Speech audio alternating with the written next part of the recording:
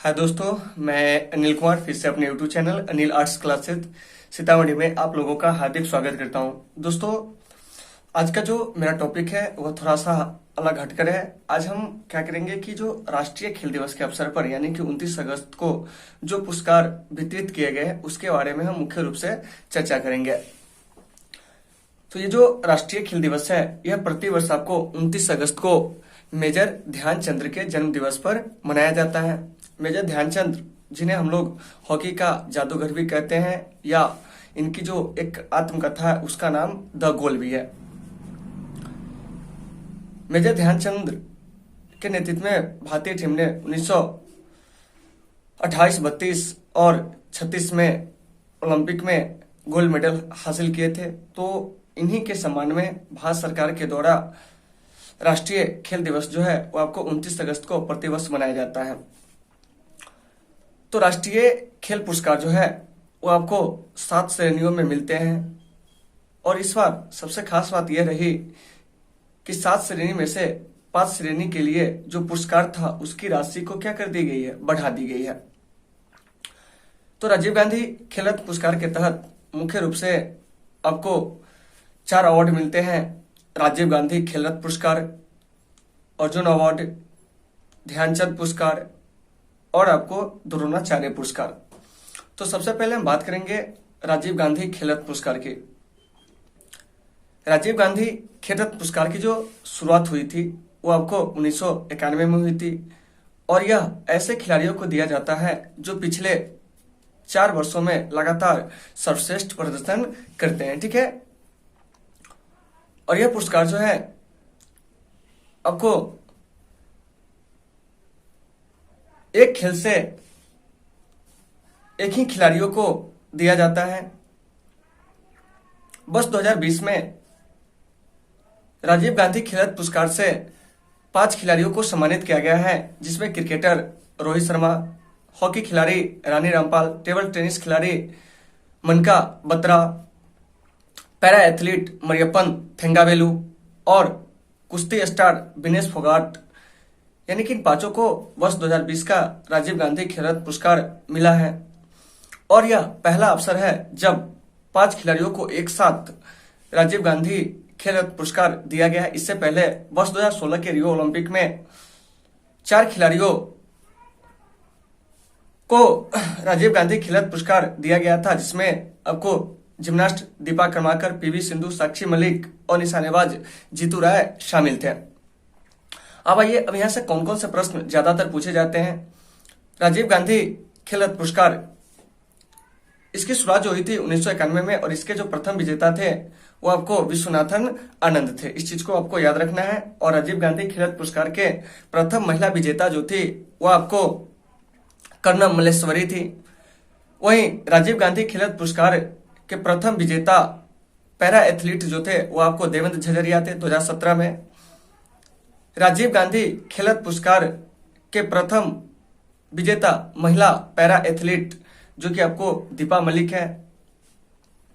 फिर यहां से एक प्रश्न पूछा जाता है कि राजीव गांधी खेल रत्न पुरस्कार सबसे कम उम्र में किसे मिला था। तो देखिए, राजीव गांधी खेल रत्न पुरस्कार सबसे कम उम्र में अभिनव बिंद्रा को मिला था। ठीक है, और सबसे अधिक उम्र में जो अभी तक मिला है वो आपको दीपा मलिक को मिला है 2019 में। ठीक है, तो इस चीज को दोस्तों थोड़ा सा याद रखिएगा।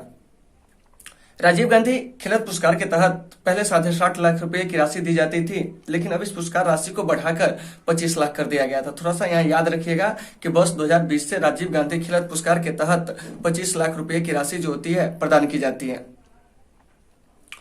आइए, अब हम बात करते हैं अर्जुन अवार्ड की। अर्जुन अवार्ड खेल में उत्कृष्ट प्रदर्शन करने वाले खिलाड़ियों को दिया जाता है, और अर्जुन अवार्ड का जो मापदंड है वह क्या है, तो चल वर्ष और पिछले 3 वर्ष में खिलाड़ियों का प्रदर्शन जो रहना चाहिए वो आपको काफी अच्छा रहना चाहिए।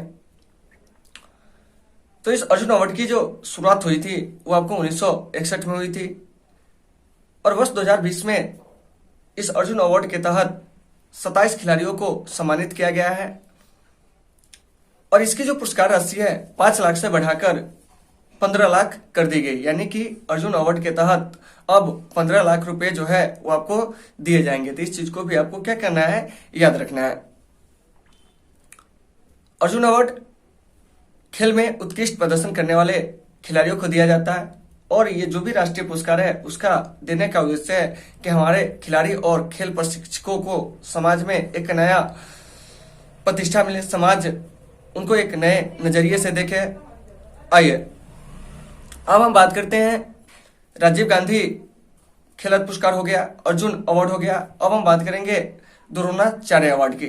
तो देखिए, द्रोणाचार्य अवार्ड सबसे पहले जान लीजिए कि वर्ष 2020 में आपको 13 खेल प्रशिक्षकों को दिया गया है, जिसमें से 8 अवार्ड जो मिले हैं वो आपको लाइफ टाइम कैटेगरी में मिले हैं, और 5 अवार्ड जो मिले हैं वो आपको रेगुलर कैटेगरी में मिले हैं। ठीक है, तो ये जो द्रोणाचार्य अवार्ड है ये आपको 2 श्रेणी में दिया गया, एक रेगुलर में और एक जो दिया गया वो आपको लाइफ टाइम दिया गया।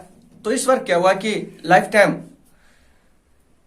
अवार्ड जो है वो आपको 8 कोच को मिला है, जबकि 5 कोच को जो है वो आपको रेगुलर कैटेगरी में मिला है। तो द्रोणाचार्य अवार्ड की जो पुरस्कार राशि है उसको लाइफ टाइम में 5 लाख से बढ़ाकर आपको 15 लाख कर दिया गया है। वहीं आपको रेगुलर कैटेगरी में 5 लाख से बढ़ाकर उसको 10 लाख कर दिया गया है। तो इस चीज को भी आपको याद रखना है। ठीक है, द्रोणाचार्य पुरस्कार इसकी शुरुआत जो हुई थी वर्ष 1985 में हुई थी, और यह खेल प्रशिक्षकों को दिया जाता है। इस चीज को भी आपको याद रखना है कि द्रोणाचार्य अवार्ड किसको दिया जाता है, खेल प्रशिक्षकों को। ठीक है, यानी कि ऐसे प्रशिक्षक जो खिलाड़ियों को क्या करते हैं, ज्यादा प्रोडक्ट करते हैं, सीधे समझ जाइए, ऐसे खिलाड़ियों को द्रोणाचार्य अवार्ड जो होते हैं वो आपको दिए जाते हैं। अब हम बात करते हैं ध्यानचंद अवार्ड की। तो ध्यानचंद अवार्ड जो कि राष्ट्रीय खेल पुरस्कार का ही एक हिस्सा है, और इसकी जो शुरुआत हुई थी वो आपको वर्ष 2002 में हुई थी, और इस वर्ष यानी 2020 में 15 खिलाड़ियों को ध्यानचंद अवार्ड से सम्मानित किया गया है, और इसकी भी जो पुरस्कार राशि है उसको बढ़ाकर 10 लाख कर दिया गया है। तो थोड़ा सा ध्यान दीजिएगा कि ध्यानचंद अवार्ड कैसे खिलाड़ियों को दिया जाता है। तो ध्यानचंद अवार्ड ऐसे खिलाड़ियों को दिया जाता है जो आपको खेल में सक्रिय रूप से है फिर भी, और इसके बाद वो खेल से क्या होते हैं, जब सेवानिवृत्त होते हैं तो वहां पर भी जो उसकी उपलब्धि होती है उसे देखकर क्या होता है कि अवार्ड दिया जाता है। तो आइए थोड़ा सा हम इस चीज को रिकॉल करते हैं।